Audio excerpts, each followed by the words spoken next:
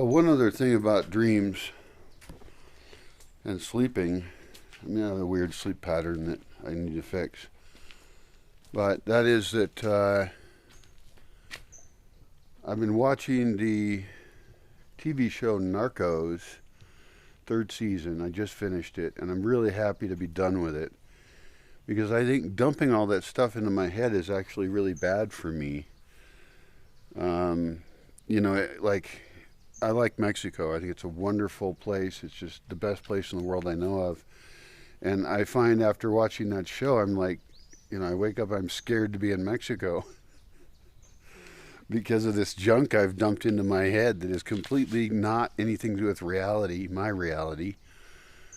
And, I know somewhere in the world bad things occur, but they don't occur with me.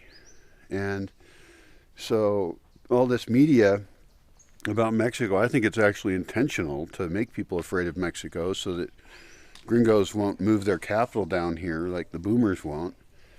And for all I know, because very commonly the government has influenced or subsidized the kind of messages they want to exist in the media.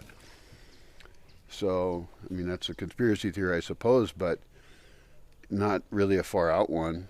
We know they do it, so I don't know if they did it in that case, or if it's just kind of an attractive stereotype of all this violence and evil in Mexico, when my experience is just, families, kids, parties, nature, it's all very positive.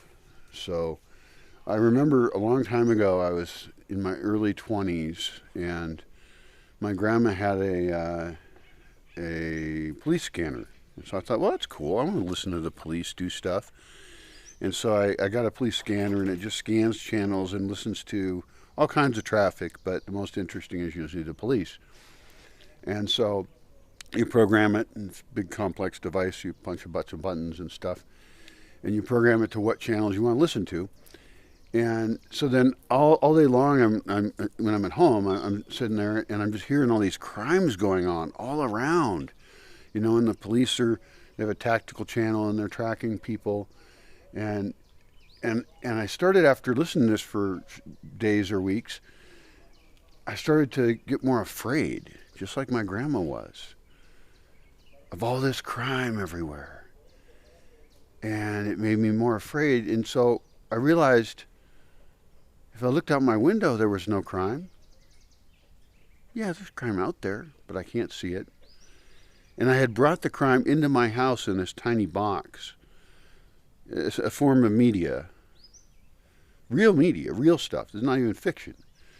And I'm just listening to it scan through all these crimes constantly going on, and suddenly I'm living in a world of crime. And I just reached over and turned it off, and all the crime went away.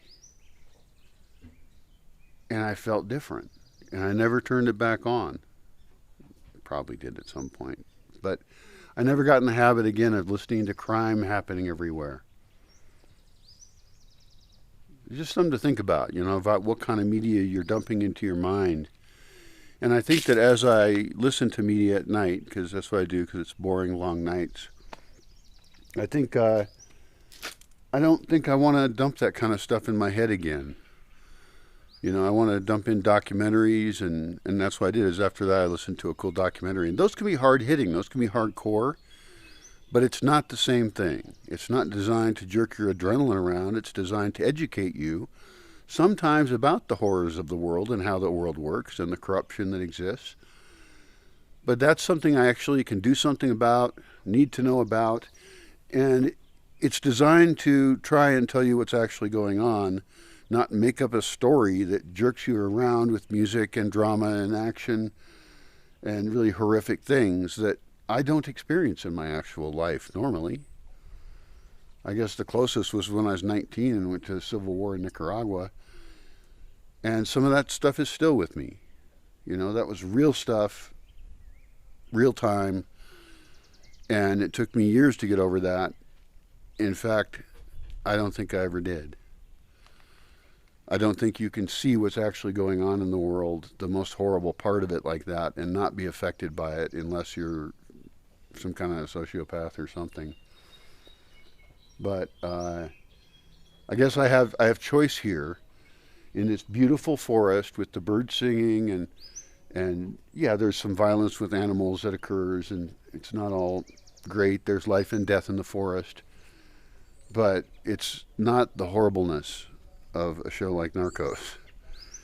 I mean, I did love the show. Great show. It showed the total corruption through the system and how no one's actually even fighting the drug war, that they create the drug war in every oppressive agency that there is. And so it's not like it's a bad show. It was a great show. Really well acted. But I don't need to invite the drug war into my dreamland or my home or my head. I can make better choices about what I dump in there. Okay, this is not drinking water. This is a dirty glass. There's my clean drinking water. Not quite clean since it's rainwater. Unfiltered rainwater.